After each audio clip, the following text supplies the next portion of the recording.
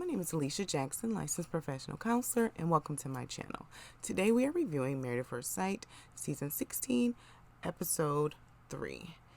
Here at this channel, we do a quick therapeutic review using the internal family systems model to help us understand why these couples are doing what they do and also help us maybe learn a little bit about why we do what we do in relationships. First, if you are returning, welcome back. Be sure to subscribe to the channel and like the video. Now let's get into it. We have first up Eris and Jasmine. And it starts back with the cousin giving her warning like, hey, we can get out of here if you're still unsure about what you want to do. And Eris is saying, hey, like, I'm fighting for my marriage before I'm even getting married. Do you have anything positive that you want to say? And first, I felt this cousin was coming from a place of, being honest and upfront with Eris. And she may truly have some concerns.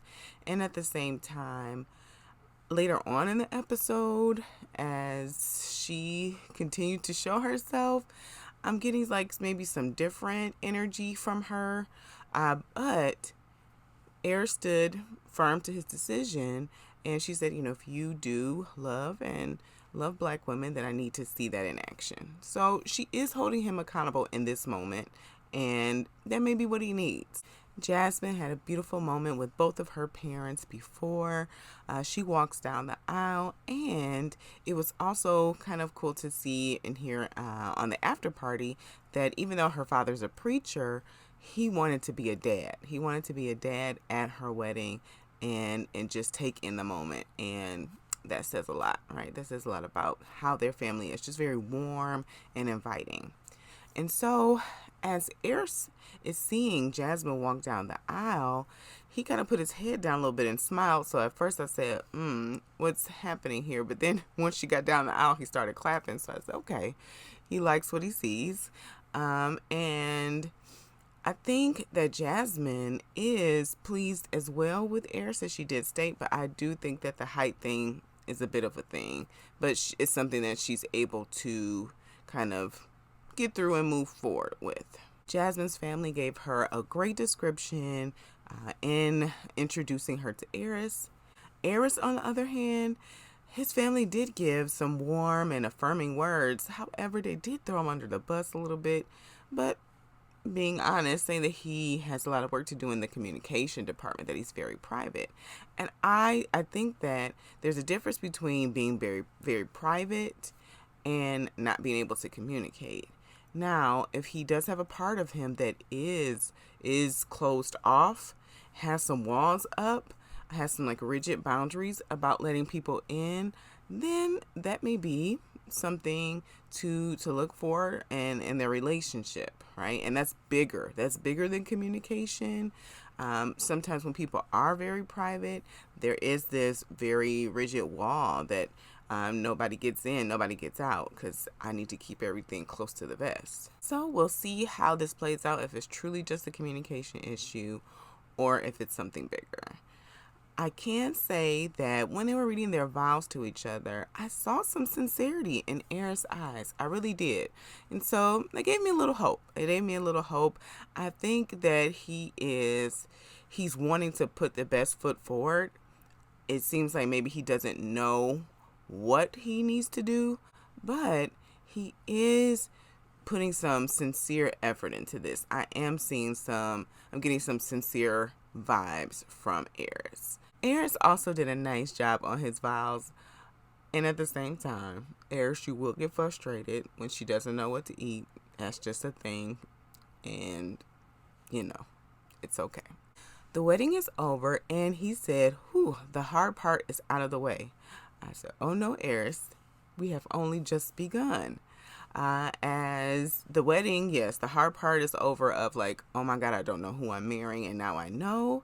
And so, like that monkey is off your back. However, getting to know each other, and now you realize and you find out, oh, she has 4 dogs.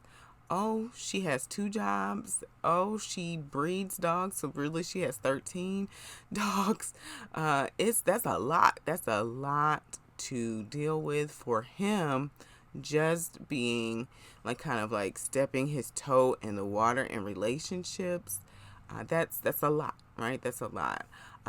When their families are meeting each other, again, we're seeing Air's mom seems to be very sweet. However, his cousin, she's feeling like maybe there's a part of her that doesn't trust people. She did say that Jasmine comes from the pageant world, and so because of that, she feels like Jasmine has the answer for everything. That may be true.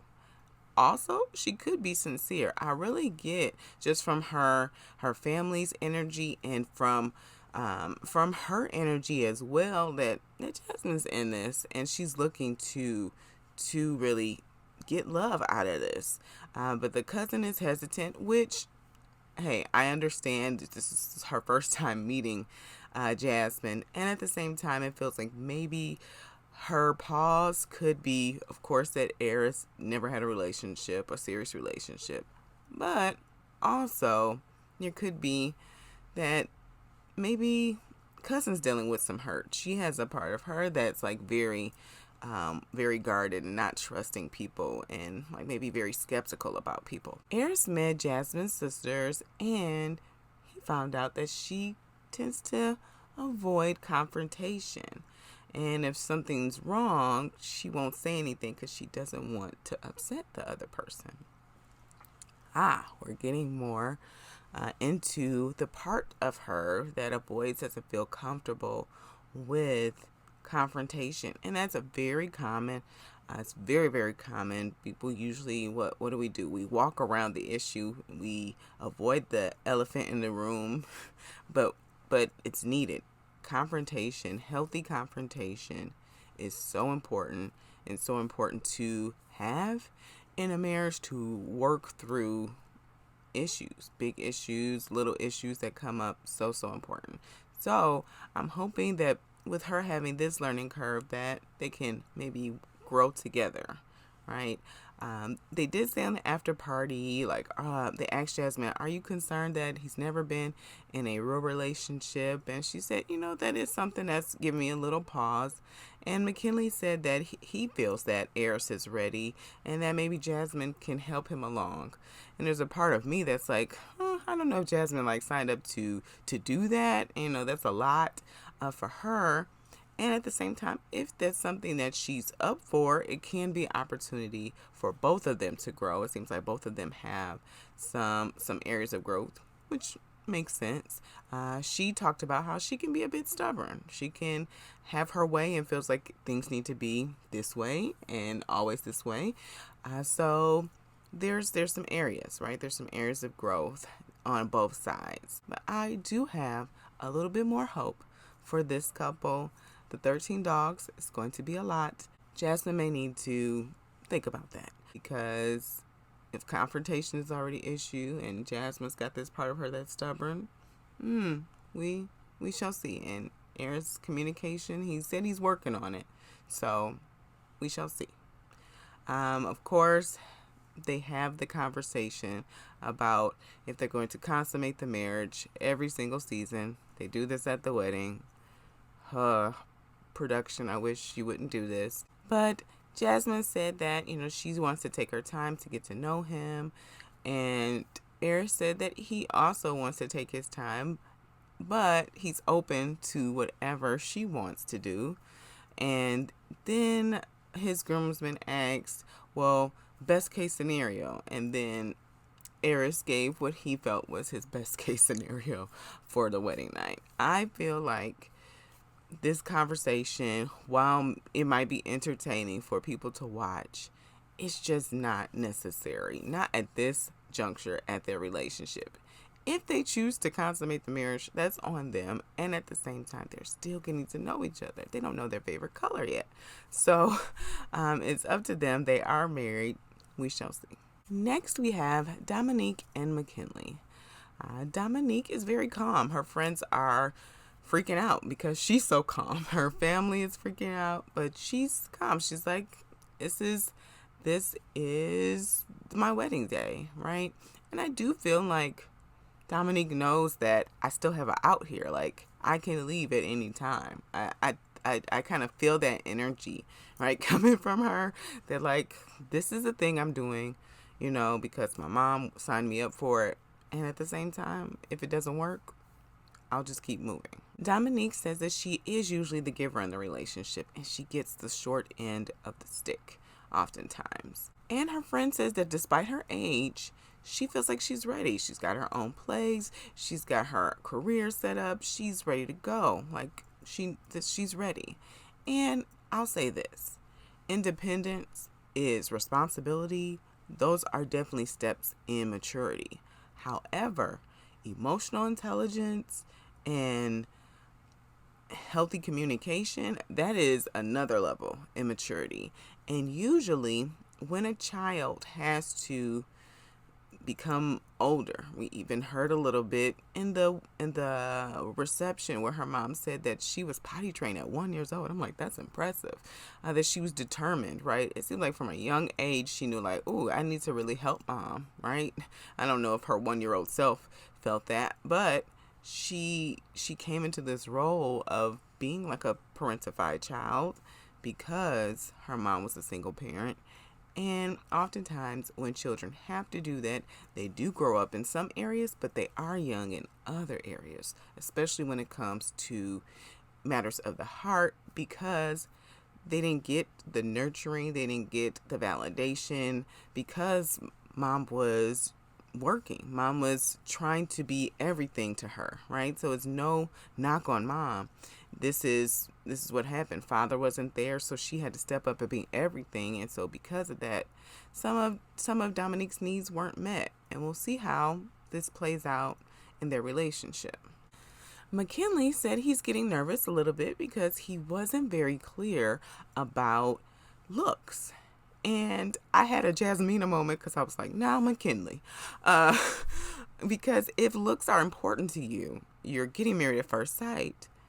Come on, McKinley. You need to say what you want. And so he's nervous about that. He's hoping that he's attracted to her and she's attracted to him. His friends are a bit concerned about, and ask the question, like, are you concerned about if she's okay with the fact that you just, set foot in Nashville and you don't really have a place to live? You're living in my parents' house. And he said, yeah, that's going to be something that's a bit concerning. There's a part of me that always just really doesn't understand why Married at First Sight does this. Like, puts people in situations where they're not settled, right? That there's not a foundation for, like, she's got this career, she's got her own place, she's already set up, and he's in his best friend's house, right? And it's not a knock on McKinley. Like, he could be very responsible. He's just like in transition. And at the same time, it kind of puts them off. Like, they're not at the same playing field. And it may be, I don't want to speak for Dominique, but it may be a bit frustrating for her. The fact that, and make her give more pause about McKinley when maybe that's not needed, right? He may be a true stand-up guy, but just having this circumstance, like you're living at your best friend's mom's house and she's a girl, how close is this friend? Like, if you have situations where you have been hurt, which Dominique has said, then that your protectors come up, especially with the person you just met. So it kind of burns my biscuits a little bit when Married at First Sight does this, because there's already going to be protectors that come up. And if situations like this, it just makes it even more. The guards come up and it takes away from them being open with each other and really getting to know each other. Dominique's family is hoping that he is an outdoorsman, that he wants to hunt and kill bugs and fish and all these things. And I'm like, ooh, this man's from Michigan. I don't know. I'm from Michigan, and there are some outdoorsy places in Michigan, so hopefully he has that for her. I don't get like outdoorsy hunter vibes from McKinley, but she did say that she wants somebody who's adaptable, and so adaptable could mean a lot of things, so we shall see if he is open to the outdoorsman kind of life. And so she's about to walk down the aisle. She's getting nervous.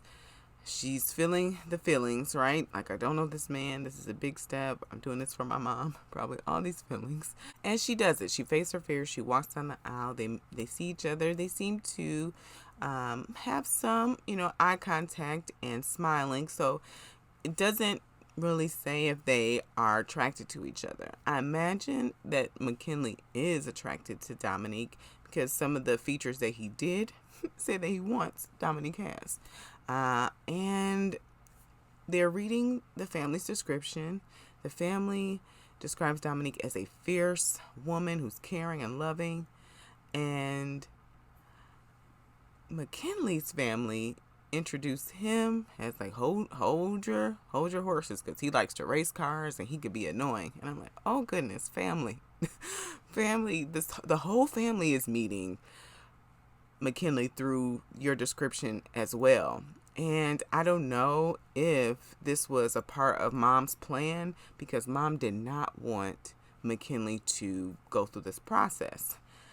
As we show up, in the episode, she makes it very clear, like, this is not what she wanted for him.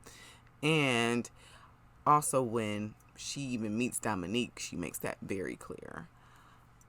On the after party, McKinley also tells us that she offered him $50,000 to not go through with this process. So then that makes me question McKinley a little bit, like, oh, did you do this for money? I don't know. Was money an incentive that Mom offered you money to not do it? I don't know. But after the wedding happens, they are having conversation. There seems to be some sparks there. There seems to be some attraction there. Then the subject of age comes up, and he's like, am I too old? And she said, no, I asked for somebody older because, I just want somebody who's a little bit more emotionally mature. And he said, oh, I get it. And he said, well, I still feel like I'm 25. And I was like, oh, okay. And then she says, well, I feel like I'm 38. I'm like, oh boy, this is going to be interesting. This is going to be interesting. If she feels like she's 38 and he still feels like he's 25, this is going to be interesting. Those are completely different ages and stages of life. But things, again, seem to be clicking well. The pictures are going well.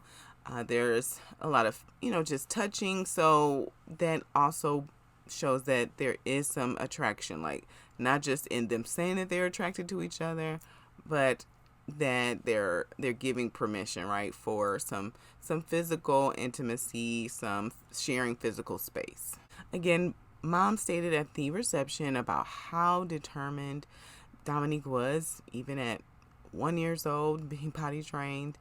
And as McKinley's mom is meeting Dominique, she's talking about how this was not how she wanted her son to get married.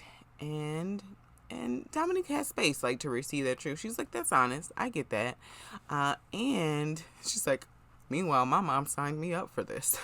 And Dominique brings up race, which I think I have kudos for her for doing that, because race in this country is an issue historically that has been the elephant in the room. Like, we don't talk about it.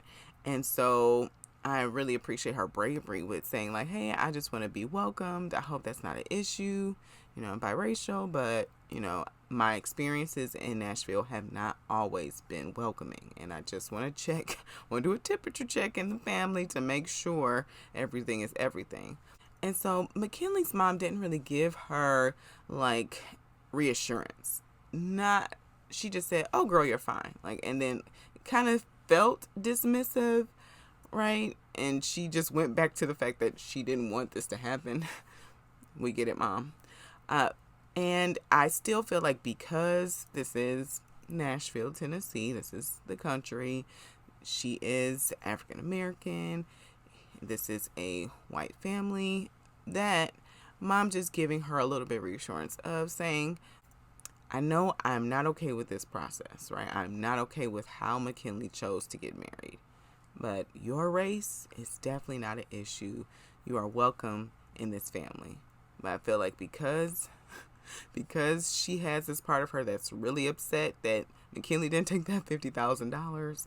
It's like she couldn't provide her that reassurance because she's still mad, right? She's still upset about him doing this. Now, mom, and I should say grandma, because she was doing her like silent agreements, which was very cute. Dominique's grandmother is very cute. Oh my goodness. She was just like, mm-hmm. But mom also brought up Ray saying, hey, like, will your family accept it? Will your grandmother be okay? And I mean, that's a big thing. I know it probably felt funny, and it was funny too for her to say that out loud. And at the same time, that time period when his grandmother may have been alive, like that's when racial tensions were more high in the country. And so, like, I just want to check that everything's okay. And he said, everything's fine. McKinley said he has dated women who were of Hispanic descent and Black as well before, and his mom and his grandmother are very welcoming. And so it also, I kind of get the sense potentially that mom may be a little bit concerned about McKinley's race. Like, she alluded to a lot of like stereotypical negative stereotypes about white men. And so that made me think, it made me just put up a question like, I wonder if mom also has some concerns about McKinley being white, even though Dominique is biracial. Of course, they ask about consummation of the marriage. Dominique said, hey, we're not going to do that the first night. And McKinley said, I'm open to whatever she would like. And I get it. And at the same time, the relationship and getting to know each other at this juncture is most important. And so I'm glad to see that Dominique is showing that maturity in this place of like, we need to get to know each other a little bit more before we step into physical intimacy. Next, we have Nicole and Chris. This couple, they're taking pictures, and yes, they just met, right? They've known each other for 2 hours, 3 hours max, right? And they both feel like they know each other already, right? Chris is saying how loving and caring Nicole is, and Nicole is talking about how sweet and attentive Chris is. He's checking in on her and being attentive, and that's beautiful. It's beautiful that that's happening. And I will say that they're taking these pictures, and it really feels like they have known each other. Like they've known each other. They're very comfortable with each other. Their energy really flows really nice together. It does. And so that's giving us some hope here for this couple. For sure. They are both talkative. You could see both of them really chatting it up in different scenes where she's chatting it up and she's boisterous. Like, I think his family is like, yeah, Chris. And she said, what about Nicole? He's married too. I said, okay, Nicole, just hold on. But she's very boisterous, and I get it. She said, I'm in his life too, so you're going to have to acknowledge me too. Like, she speaks up for herself.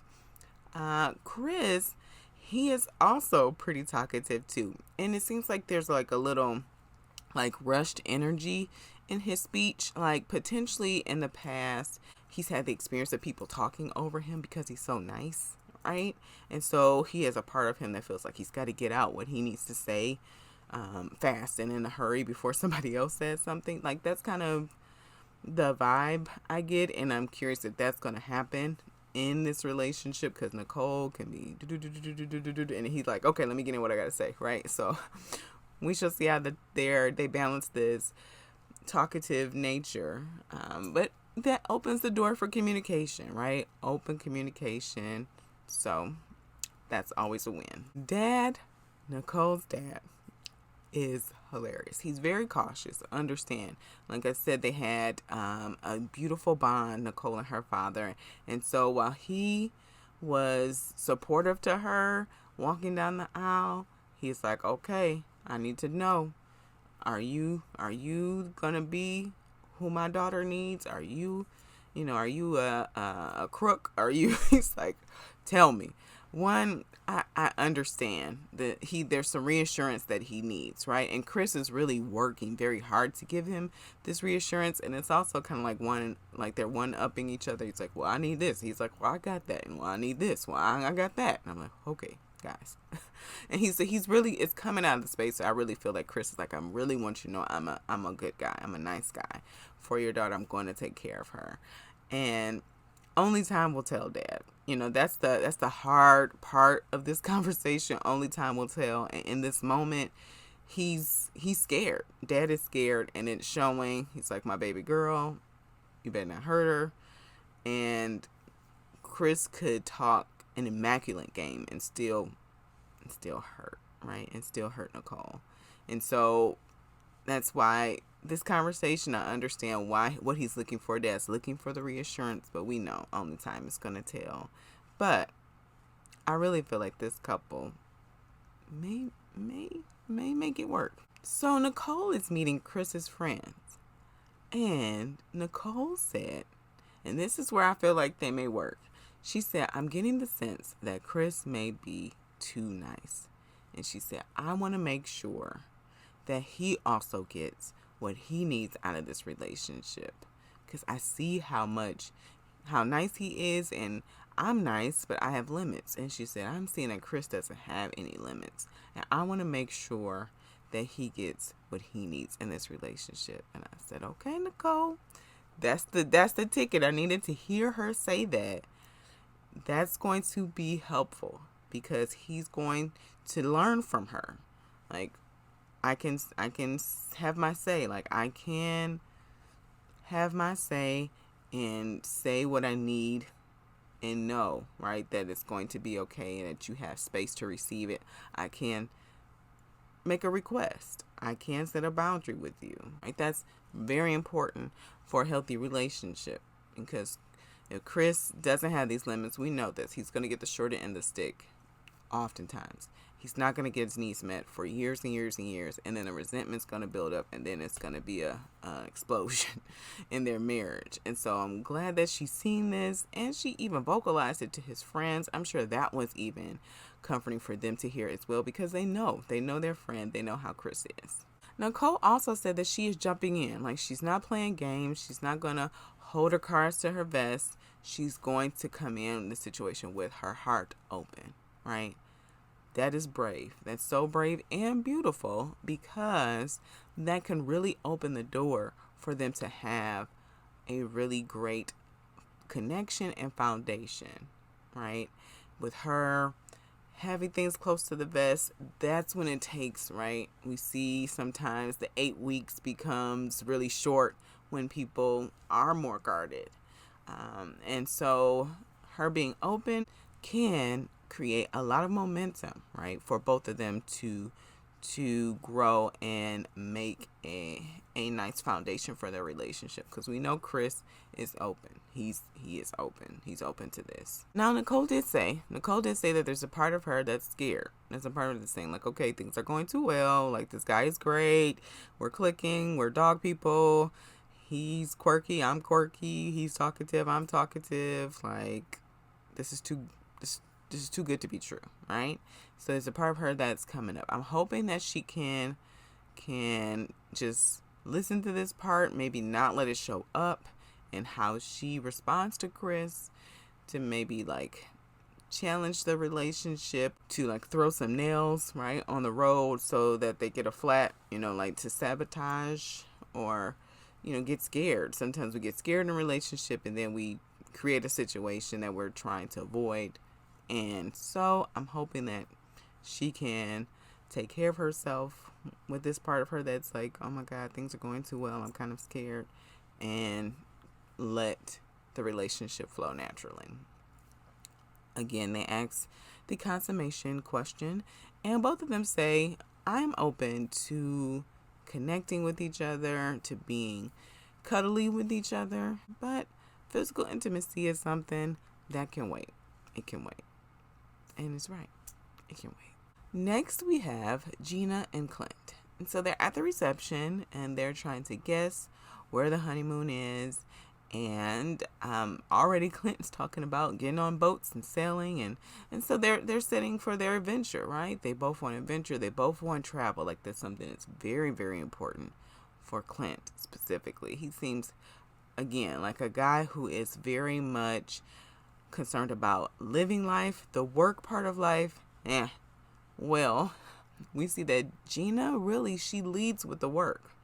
They are sharing in their old experiences in their relationships, and Gina is just talking, right, about work, work, work, work, work, work. And of course they do this footage of her and like the time lapse letting you know that she's been talking for a long time about work, and Clint's like, I feel like maybe potentially this is something that is done out of nervousness, right? There's a part of her that is reluctant to share who Gina is.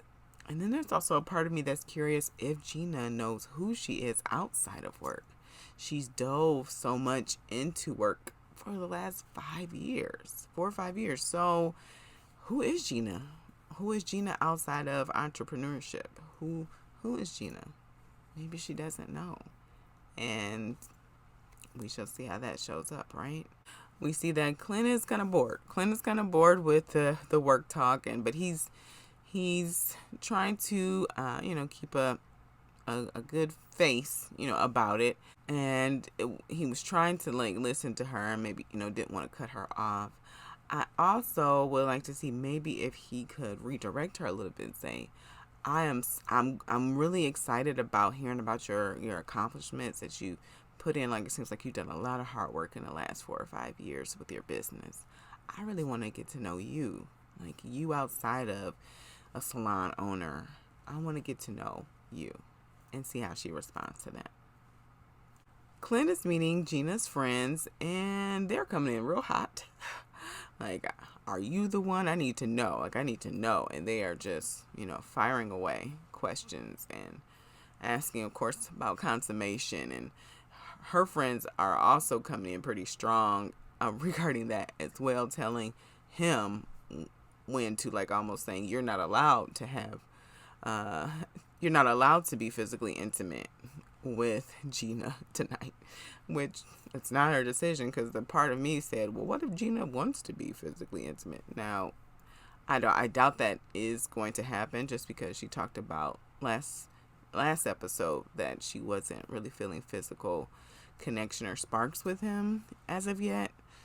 So but it was still very interesting to see how protective they were. And Clint was trying to reassure them, interestingly enough, that he was open to being physically intimate. I didn't see footage of Gina meeting Clint's family. I didn't see that. I'm just checking. I don't think I missed it, but I didn't see that. I would like to see that, just thinking about Gina's personality and meeting Clint's friends. Like, Clint's friends are very open, they're very blunt, so I really would have wanted to see that, but I don't think they showed that, which bummed. But maybe we'll see that next episode. Is that I know they have the breakfast with the family and friends after the wedding night, so maybe that's when we'll see it. And last, we have Kirsten and Shaquille. And they are getting to know each other. They're saying the same thing at the same time. They both are like, what is this food that's on our plate? We don't eat this.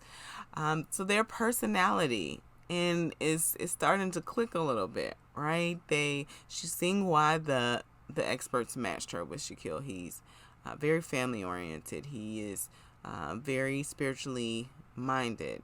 And also, education is a huge, huge thing for him. So she's seeing that, and she's like, okay, I can get open to this. Maybe the bald head isn't so bad. The guests are clinging, right? They're clinging the glasses. They want them to kiss, and Kirsten is acting like, because I really believe that she knows what the clinging of the glasses means. I really feel that like she's very mature woman. I'm sure she's been in many weddings, right? I'm sure she's even cleaned on a glass herself. But she's like, why are they clinging the glass? Like, there's this very firm boundary, right? She has like, I want him to ask. I want him to ask. And at the after party, Shaquille was like, wow, I didn't even think that that was something that was a concern for Kirsten, just because, we are going into this situation, married at first sight. And also because, we both leaned in to each other. So, like, I thought the body language was saying we're going to kiss. And McKinley gave him a little tidbit like, hey, I did get, a little help from my friends that asking is probably best, right? And so he said, okay, know better, do better, right? They do have some chemistry on the dance floor a little bit. Shaquille shows off his dance moves to Kirsten, and she almost had to calm him down, like, hey, don't take your clothes off, because it seemed like he was ready. Also at the reception, Kirsten's sister, or I think that's her sister, Jasmine, she's like, you need to say her name. It's not Kristen, it's Kirsten or Kirsten. I can't remember, how she pronounced her name, but it was like, I said, okay, not just Kirsten is like this. It's like her friend group are very particular. Like, they're very vocal about their preferences. And, so it's not a negative thing at all. It's just something to say, okay, this is not just Kirsten. This is like the whole crew. And they are really asking him questions, letting Shaquille know that they are watching him. Like, you're saying all the right answers, but we're still looking to make sure that you're going to do the right thing. I didn't see where Kirsten talked to Shaquille's friends. I didn't see that. Come on, production. But I understand. I don't want you to make the show longer than 2 hours, though. But that would have been nice to see as well, just with her being so particular. I'm curious about what their conversation might have been like. But we didn't get that information. So we shall see. All the couples have been married now. It's time to announce, where the honeymoons are going to be, to have the meet and greet with the families, like the true sit down after the wedding and all that, right? The excitement of the reception, to truly sit down and have a conversation with each other. So we shall see how that goes. So let me know in the comments. Do you see the sincerity that I see in Eris's eyes? I really get the sense that he is coming from a place of sincerity through this process. I do. Do you feel like this age gap is going to be a lot for Dominique and McKinley? Is it going to show itself? Are both moms also, because both moms have very strong personalities, are they going to be present in this relationship as well? Clint and Gina. Will Gina be able to take off the work hat and show Clint who she really is? Does she know who she really is? Will Clint have the emotional maturity to meet Gina when she shows him who she is, right? Because that's also a big question. Are Chris and Nicole just made for each other? I mean, it just seems like that's what's happening. It seems like potentially that the experts got it right. Side note, did you hear Dominique say to McKinley's mother that their statistics are very, very good? Like, they match a lot of people. I'm like, oh no, you must not watch every season like I do. No, their statistics are not great at all. But hopefully we can maybe get like two couples. We got one in a possible couples that may work. If you have stayed around this long, please like the video, subscribe to the channel, and as always, be cool, be calm, be centered.